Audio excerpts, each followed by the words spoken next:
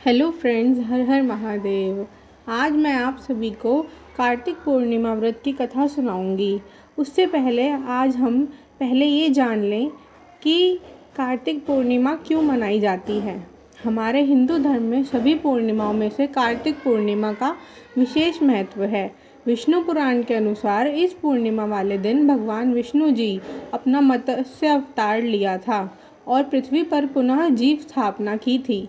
इसीलिए आज के दिन कार्तिक माह में स्नान करने वाली सभी औरतें दीपदान आदि करती हैं और अपना कार्तिक माह व्रत को पूर्ण करती हैं। इस वर्ष कार्तिक पूर्णिमा का व्रत 8 नवंबर को है। यह पूर्णिमा सभी पूर्णिमाओं में से सर्वोत्तम व उत्तम मानी गई है। मान्यताओं के अनुसार इस दिन व्रत रखने वाली महिलाएं व पुरुष गंगा नदी व पवित्र नदियों व कुंड आदि में स्नान करते हैं और भगवान विष्णु जी की पूजा, जप, तप, ध्यान, दान आदि करते हैं। उसकी सभी मनोकामनाएं पूर्ण होती है। तो आइए कार्तिक पूर्णिमा व्रत की कथा आरंभ करते हैं। बोलिए विष्णु भगवान की जय। एक समय की बात है, राक्षस ताड़कासुर के 3 पुत्र थे, तारकाक्ष, कमलाक्ष और विघ्नुमाली। तीनों ही बड़े पराक्रमी व मायावी और वीर थे। एक दिन भगवान शिवजी के बड़े पुत्र कार्तिकेय जी ने ताड़कासुर का वध करके तीनों लोकों को मुक्त कराया। अपने पिता के कातिल से बदला लेने के लिए ताड़कासुर राक्षस के तीनों पुत्रों ने ब्रह्मा जी की घोर तपस्या की। उनकी इस तपस्या से प्रसन्न होकर ब्रह्मा जी बोले, मांगो दैत्यराज पुत्रों, क्या मांगते हो। ताड़कासुर ने पुत्रों के अमर होने का वरदान मांगा और कहा कि हमें इस संसार में कोई नहीं हरा सके। किंतु ब्रह्मा जी ने कहा कि तुम तीनों इस वरदान के अलावा कोई दूसरा वरदान मांगो। मैं ये वरदान तुम्हें नहीं दे सकता।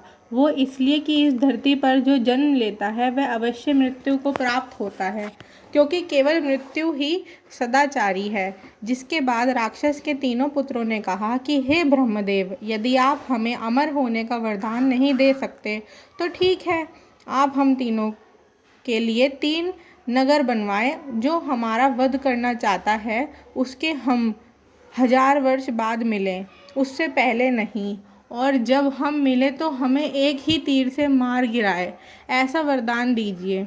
ब्रह्मा जी ने तीनों राक्षस पुत्रों को तथास्तु कहते हुए अंतर्ध्यान हो गए।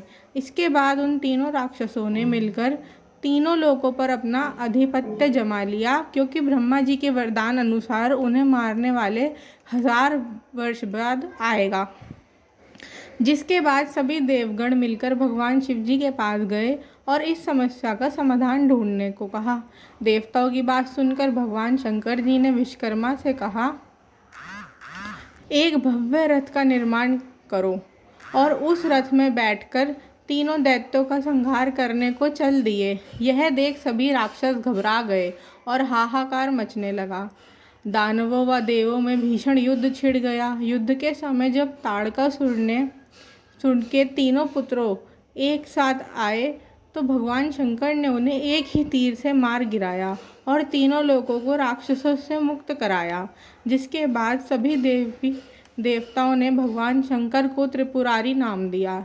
इसी विजय की खुशी में सभी देवता मिलकर कार्तिक पूर्णिमा के दिन धरती पर आए और काशी में देव दिवाली मनाई। तभी से लेकर आज तक प्रतिवर्ष कार्तिक पूर्णिमा के दिन देव दिवाली बड़ी धूमधाम से मनाई जाती है। तो बोलिए विष्णु भगवान की जय। हर हर महादेव। इसी प्रकार से यह कार्तिक पूर्णिमा की व्रत कथा समाप्त होती है। अगर आप सभी को ये व्रत कथा पसंद आई है तो इस वीडियो को लाइक करें, मेरे चैनल को सब्सक्राइब करें और इस वीडियो को ज़्यादा से ज़्यादा लोगों तक शेयर करें। Thank you for watching.